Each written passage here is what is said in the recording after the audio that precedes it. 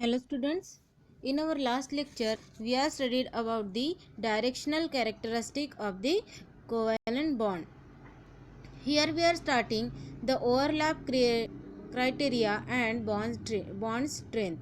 Okay, here student,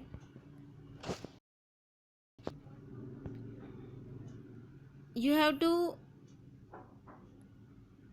note down that covalent bond can be classified into two different criteria depending upon the type of overlapping. That is, there are two types of bond, which is one of the sigma bond and another one is pi bond. Here this is sigma bond and another one bond is pi bond. Here we are studying this sigma bond. Sigma bond is denoted by this sign. Okay, so here sigma bond, this type of covalent bond is formed by the axial overlapping of half filled atomic orbital. जो भी atomic orbital होते हैं, जो कि half filled atomic orbital होते हैं, उनमें जो ओवरलैपिंग फॉर्म होती है, उसकी वजह से ये जो कोवेलेंट बॉन्ड है या फिर सिग्मा बॉन्ड है, वो क्या होता है, फॉर्म होता है. The atomic orbital overlap along the internuclear axis and involve end-to-end or head-to-head overlap. The electron cloud formed as a result of this axial overlap is cylindrically symmetrical about the internuclear axis, and there can be three types of axial overlap. Okay, तो ये जो overlap होता है sigma bond का, जो कि form होता है अगर हाफ फील्ड एटॉमिक ऑर्बिटल है और उनकी अगर एक्सियल मीन्स उनकी अगर क्या हो रहा है, एक्सियल ओवरलैप हो रहा है. Okay,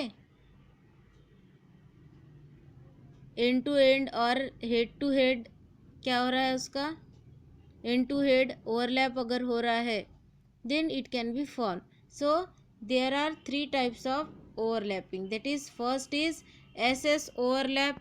Here is SS overlap. Okay, then SP overlap, and the third one is PP overlap. तो अब ये SS overlap क्या है देखते हैं. So here this is SS overlap. It involves the mutual overlap of half filled s orbital. अगर s orbital है साथ ही वो हाफ फील्ड है, तो म्यूचुअल ओवरलैपिंग से क्या फॉर्म होगा, SS ओवरलैप फॉर्म होगा. Then SP overlap. SP overlap, it involves the mutual overlap of the half field s orbital. SP overlap में क्या इन्वॉल्व होगा, mutual overlap of half field s orbital, and उसके साथ साथ क्या होगा, हाफ फील्ड s ऑर्बिटल रहेगा और p ऑर्बिटल जो होगा वो भी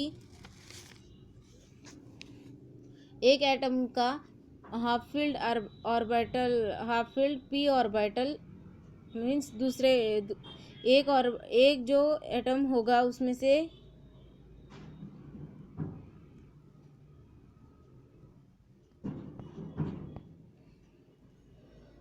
जो यहाँ पर क्या होगा, sp ओवरलैप में क्या होगा, एक एटम का s ऑर्बिटल जो कि हाफ फील्ड है, वो दूसरे एटम के अदर एटम के हाफ फील्ड ऑर्बिटल के साथ में क्या होगा, म्यूचुअल ओवरलैप होगा, और उसकी वजह से जो बॉन्ड फॉर्म होगा that is sp sigma bond. ये कौन सा बॉन्ड फॉर्म होगा, sp सिग्मा बॉन्ड फॉर्म होगा. अब देखिए pp ओवरलैप क्या है.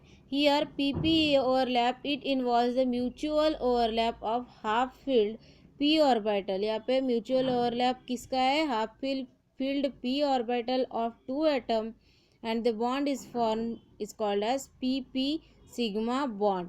यहाँ पर आपको पी और पी ओवरलैप में क्या हो रहा है, वन ऑफ द एटम का P half field P orbital दूसरे एटम के पी ऑर्बिटल के साथ में जो कि हाफ फील्ड है वो ओवरलैप हो रहा है, and then it can form the bond. अब यहाँ पर तीनों भी सिग्मा बॉन्ड के स्ट्रक्चर्स दिए हुए हैं, डिफरेंट डिफरेंट टाइप्स के ओवरलैप के। यहाँ पर एस एस ओवरलैप हो रहा है। ओके, एक एटम का एस ऑर्बिटल दूसरे एटम के एस ऑर्बिटल्स के साथ में क्या हो रहा है, ओवरलैप हो रहा है।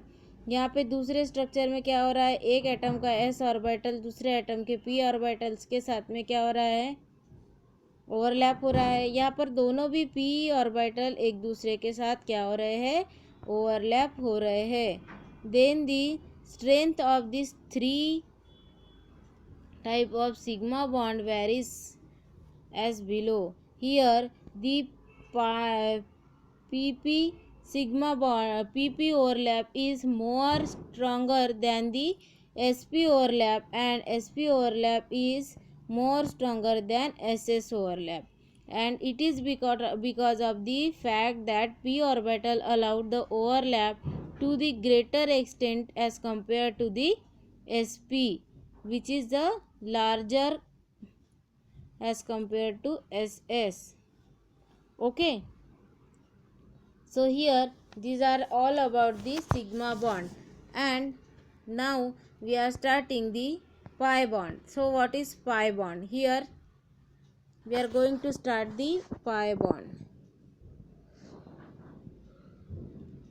So this is type of covalent bond which is formed by the lateral और sideways overlap of atomic orbital. देखिए यहाँ पे आप देख रहे हैं, यहाँ पर एक्सियल ओवरलैप नहीं हुआ है, साइड वाइज या फिर लेटरल क्या हुआ है, ओवरलैप हुआ है, और उसके वजह से पाई बॉन्ड फॉर्म हुआ है। The orbital overlap takes place in such a way that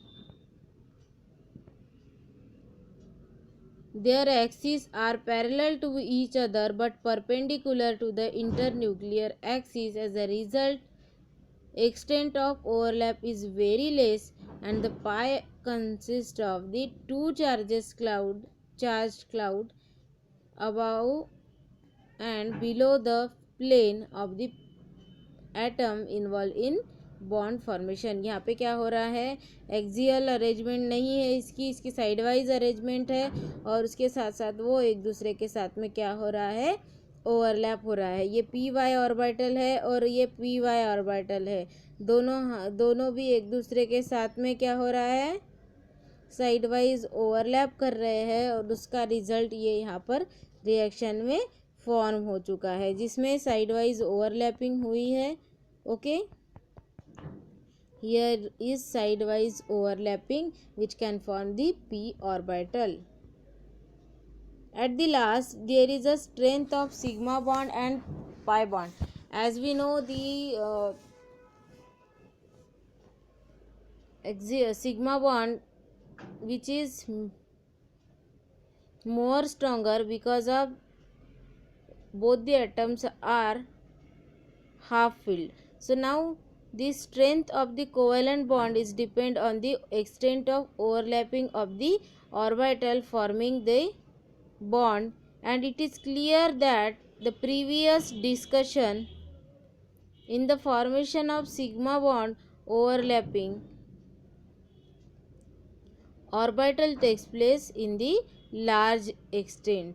sigma bond में जो भी कोई ओवरलैपिंग होता है वो लार्ज एक्सटेंट में होता है, and on the other hand during the formation of pi bond and the overlapping occurs to the smaller extent, so therefore sigma bond is stronger than the pi bond. मैंने आपको पहले ही बताया था कि sigma bond जो है वो pi bond से कैसा है, स्ट्रॉन्गर है, and due to because of what it has contain half filled atomic orbital which has high attraction as well as attraction के साथ साथ उसमें क्या होता है,